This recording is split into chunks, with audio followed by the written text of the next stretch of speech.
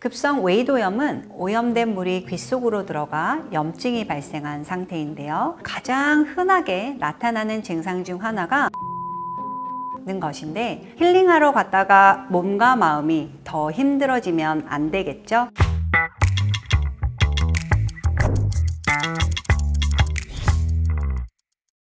안녕하세요. 닥터후 이경실 원장입니다. 여름 휴가 계획 다들 세우셨나요? 무더운 여름 바다나 계곡으로 떠나는 휴가는 우리 삶의 활력소가 돼주기도 하는데요. 아무래도 장시간 이동을 하고 야외에 머무르는 일이 많다 보니 유념해야 할 부분들도 많겠습니다. 오늘 닥터후는 휴가철 자주 유병되는 질환을 예방하여 똑똑하고 즐겁게 휴가를 즐길 수 있는 법을 알아보겠습니다.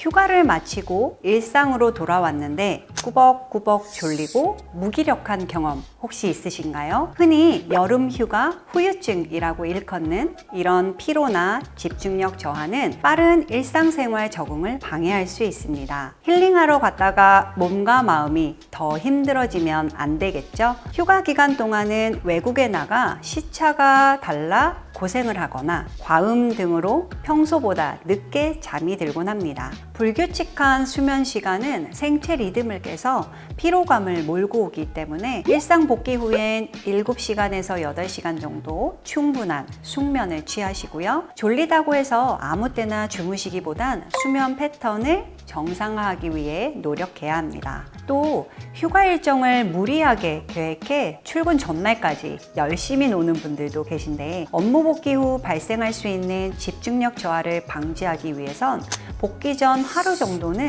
집에서 푹 휴식을 취하시길 바랍니다.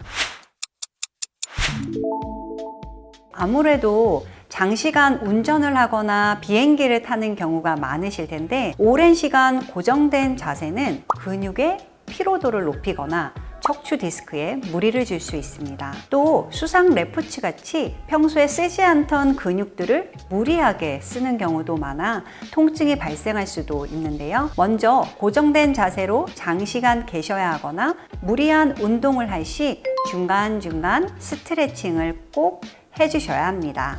휴가 복귀 후 몸이 계속 뻐근하다면 스트레칭과 산책 정도의 가벼운 운동이 도움이 될 것 같습니다. 스트레칭을 할 땐 몸 구석구석 10초에서 20초 정도 반동을 사용하지 말고 근육을 쭉 늘려주시고요. 근육통이 심하다면 옴찜질이나 반신욕도 도움이 됩니다.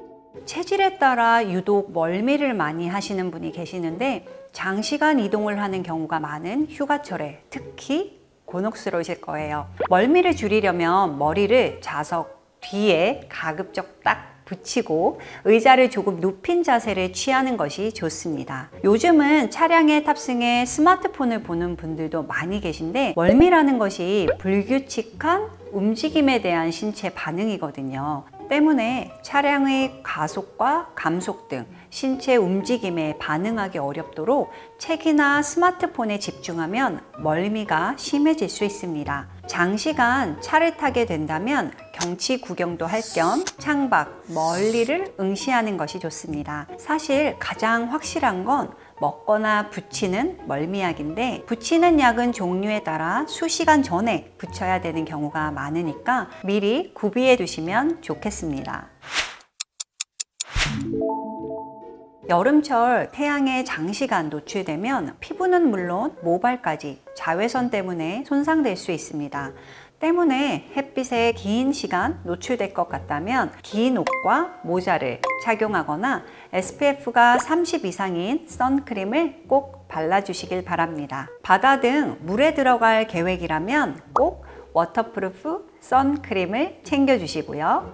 일광화상은 피부가 태양의 자외선으로부터 장시간 노출되어 붉어지고 따갑고 간지러운 질환인데요. 심한 경우 물집이 생기고 두통, 메스꺼움, 쇼크 증상이 나타날 수도 있으니 앞서 말씀드린 방법으로 예방해야 합니다. 부득이하게 햇빛에 많이 노출되어 일광화상 증세가 나타난다면 일단 흐르는 물로 샤워를 해 염분을 씻어내고 피부 열기를 가라앉혀 주시고요. 차가운 냉찜질을 해주는 것이 좋습니다. 피부에 열을 식힌 뒤엔 연고 치료를 하는 것이 좋기 때문에 가까운 병원이나 약국에 방문해서 연고를 처방받으시길 바랍니다. 아마 많은 분들이 여름휴가 하면 물놀이를 떠올리실 것 같아요. 물놀이를 다녀온 후 가장 흔하게 나타나는 증상 중 하나가 귀가 먹먹하다 혹은 입을 벌릴 때 귀가 아프다는 것인데, 귀에 물이 들어가 생기는 급성 웨이도염 증상일 수 있습니다. 급성 웨이도염은 오염된 물이 귀 속으로 들어가 염증이 발생한 상태인데요. 이를 예방하기 위해선 물놀이를 할 때 귀마개 등을 착용하는 것을 추천하고, 귀에 물이 들어갔다고 해서 면봉을 사용해 웨이도를 과하게 후비지 않도록 하여야 합니다.